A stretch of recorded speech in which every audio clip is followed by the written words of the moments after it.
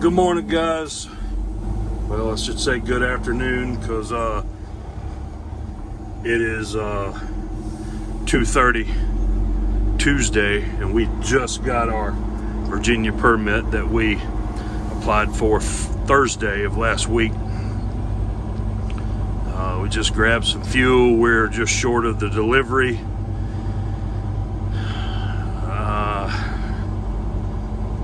Just wanted to videotape one thing for you here.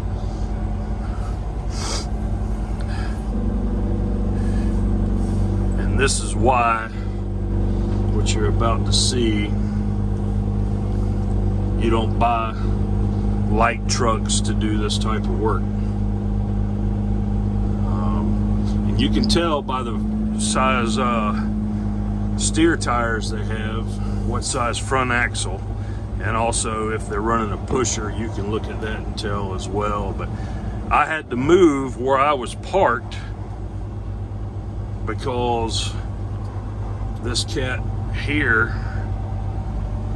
you can see him there, Gap, Mr. Gap, he has now got a flatbedder over here giving him some advice.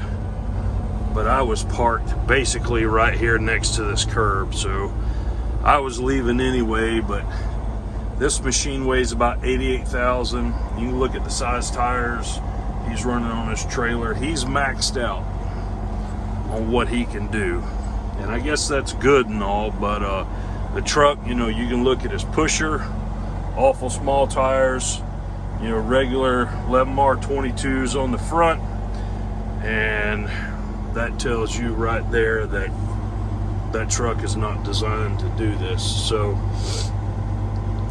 we've booked a load. I'm waiting on the rate con to get back. I have to be in Riviera Beach for an event Friday with my wife. If he sends the rate con, we'll do a video on it. It's going to Jacksport, which I can see Jacksport right out my bedroom window from my house. So we'll see what happens with that. But it's a concrete truck, not something we would normally haul. It's awful light.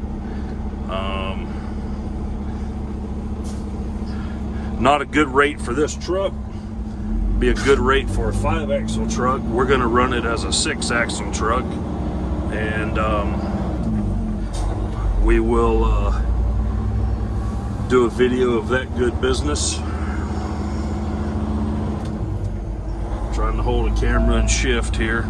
This is Pleasant Hill, North Carolina, where we stayed the night, and we are headed up now to Mechanicsville, Virginia. Why Virginia takes so long to issue standard, you know, issue permits, which is a super load, so they have an excuse about that, but you know, whatever. So we hear a DOT man up here writing tickets, so hopefully he won't pull us over. So at this point, I guess I should turn this camera off, so I'll be back. All right, guys, back with you there. So Mr. DOT man was putting some S&H green stamps on that gentleman there. That's basically at the Virginia, North Carolina border. We just rolled across the border. My permit, they require you to run all axles down, even though we don't need them down, but we'll do it. So yeah,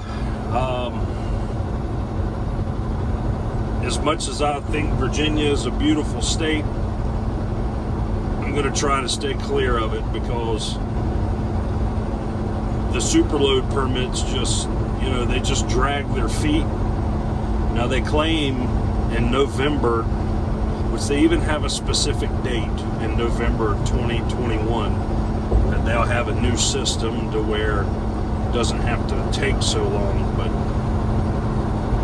it's just ridiculous. So what should have been a easier deal has turned out to be a little tougher. Speed limit enforced by aircraft. He'll have to be a fast plane to keep up with us trucking along here at 61 miles an hour. So, looks like they're fixing to slow us down here for some construction. So Sunday, I left my house Sunday afternoon, which I should have just left yesterday, but got up on I-95, got to Richmond Hill, Georgia, and they had the road closed for some construction work that wasn't even taking place. So basically it took me 3 hours to go 2 miles, and I was out of daylight for my permit, so I pulled in the TA there at the exit that they were supposedly working on. Stayed the night there. Had dinner at Fuddruckers, which is way too much food for me. My eyes were a lot bigger than my stomach.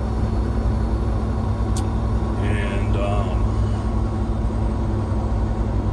I ordered the extra large cheeseburger. And I mean, I couldn't even unhinge my mouth enough to get, to get a bite. So I ended up eating it with a fork and knife and threw one side of the bun away, and stayed there. Left out at 7 a.m. This is a little bit early for my permit, but it is what it is, I guess. A few minutes won't hurt nothing, right? So left out Monday morning, got us to the closest truck stop to the Virginia state line as I could. Shut down there about 1 o'clock, maybe 2 o'clock, something like that. Was thinking my permit would come, and of course it didn't. So we just got it.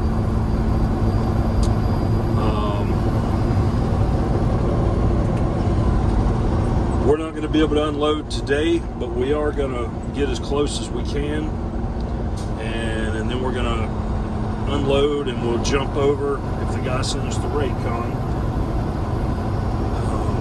He's having to pay a little more than he likes, but we're a lot bigger truck than he needs, and we lowered the rate to kind of meet him halfway. I know a lot of people are against moving a load that's smaller than what your truck is for a rate that an appropriate sized truck would charge, but if you go in that direction, sorry guys, I'm gonna move it. The fastest way to profits, everybody asks questions, and I'm gonna do a video tonight on answer all of your questions. But everybody emails me and says, or ask on YouTube, how much money can you make? How do you make money? Well, Dretchev was right about one thing.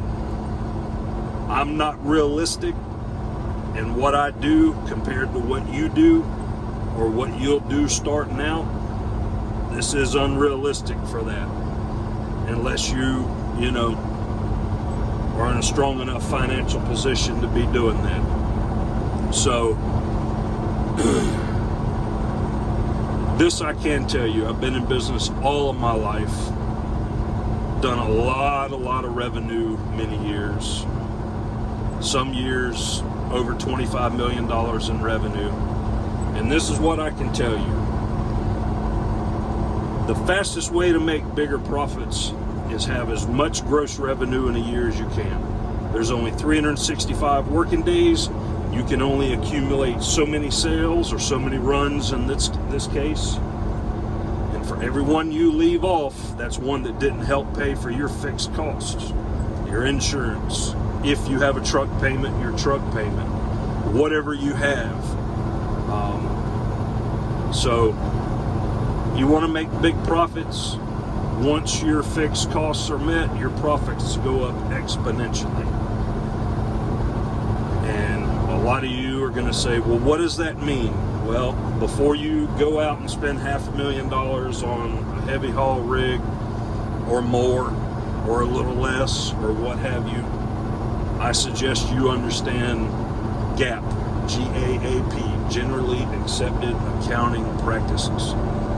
Make sure you understand accounting, or at least somewhat understand it, and then you will understand why more gross revenue means more bottom line profit at the end of the year. So, you know, and another thing I was going to say is people are like, well, I'll just factor that, and I'll just pay for that service, and I'll just pay for the permit service. Well, do any of you have a boat? If you know anything about me, you know I love to hunt and fish. And so what happens if you have a hole in your boat? Starts sinking, right? Ship's going down, right? So for every service that you pay somebody else to do, pull your permits, factor your money, air your tires up on your truck, whatever, that's another hole in your boat. And I can promise you it won't always be good, no matter what you're doing. There's going to be years that you don't make any money, and if you don't have any capital stacked up, you're in a bad situation. And I don't know how to help you with that, other than to tell you the most gross revenue you can do is the fastest way to stack money up in the bank and plug all of the holes in your boat that you can. So that's how that goes. So we're going to Mechanicsville, which is basically Richmond, Virginia, and unload Josh's excavator. I don't know if you can see in that mirror that antenna sticking up there on top of the excavator. No, we didn't lay it down because we're below 13.6, even the top of the excavator. That is one benefit of having a low deck trailer, 18 inches high. It weighs more, but like there's a stretch here on I-95 in North Carolina that the bridges are low, and then especially when you get to Michigan and places like that, you can get in serious trouble.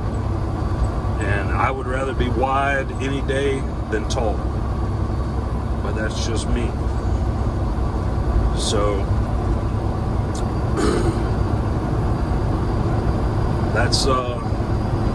that's what we're doing.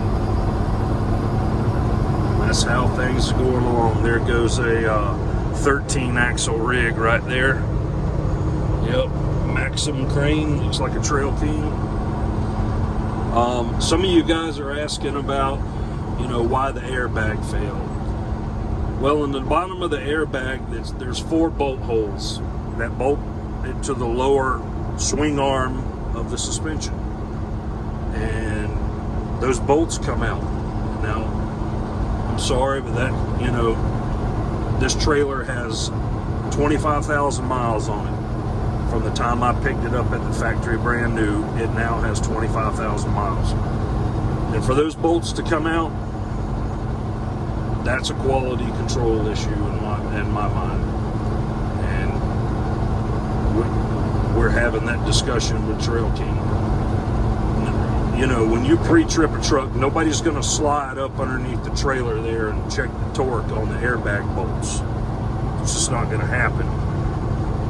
I guess somebody might, but I'm not going to. And I don't expect anybody that drives me to do that. That's crazy. I focus enough on maintenance, taking care of all of my equipment, that shouldn't be an issue. And with respect to, there's another blue light special there. They're working it over here. With respect to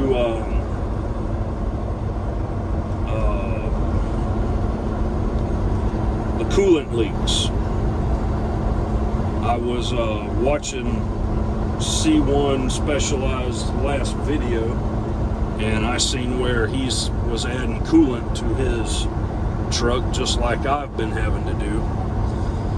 Well, Peterbilt, my local Peterbilt, and they take great care of me. I'm very happy with them. I haven't purchased anything from them, but they provide service work for us on this truck, on my motor coach, and a couple of other pieces of equipment. And so they have a new mechanic in there, and right away this guy climbed up underneath the truck, and I told him, I said, look, 2 gallons in 2,000 miles is crazy. He said, well, you probably have an EGR coolant leak. I said, well, they pressure tested it last time, they never could find it.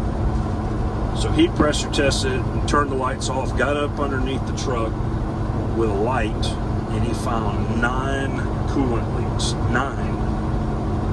And he took a picture of each one of them, which I don't have those pictures, but they did show them to me. And it's crazy. Just absolutely crazy. So, evidently PACCAR are all truck manufacturers, and some of these hoses come from Cummins. When the engine was shipped to the truck manufacturer, that's how they got there. So, I guess mostly that's a Cummins issue. And that really ticks me off a lot. It shouldn't be that way.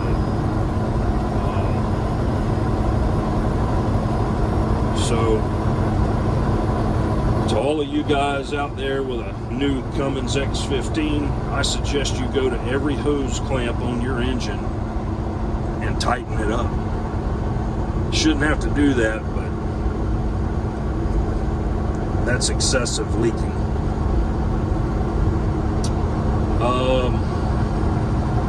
Other than that, that's what's happening. We'll grab that concrete truck maybe, and it's a Paystar. We had a few Paystar concrete trucks. What a piece of shit it is. Total piece of junk. I'll do a little walk around on it and talk to you about concrete trucks and mixers and what's what and what's good and what's not whenever we grab that. But it's going to the port, so it's obviously worn out. You can get about 5 years out of a concrete truck, and then you bend over and grab your bootstraps, because it gets real expensive after that to maintain one. So it's going obviously to a third world country where it will be some third world concrete truck driver's new truck. Instead of making concrete in a wheelbarrow and toting it with buckets, they'll have a concrete truck. That is, not a first world problem. That's a third world problem. So anyway, guys, that's about all I've got right now. And just trying to get back. There's plenty of loads I could have booked that were really good loads that would have kept me out to where I wouldn't be able to make my trip Friday. But we're going to a VIP event in Riviera Beach. Not that I'm a VIP, that's just what they're calling it. And we are booked on the beach in Riviera Beach to spend the night. It's just me and my wife. And I have no idea what my kid's gonna do. Probably have a party and destroy my house. We'll see how that goes. So that's what we're doing. Appreciate you guys watching and listening.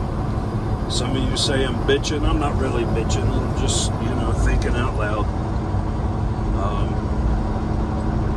have a term for it. I can't call it idiotic ramblings because that's Tim's turn, but you know, I know what we'll call it. Chronicles of an Old, Broken Down Concrete Man. That's what we'll call him. There you go. We'll be back soon, guys. Take care.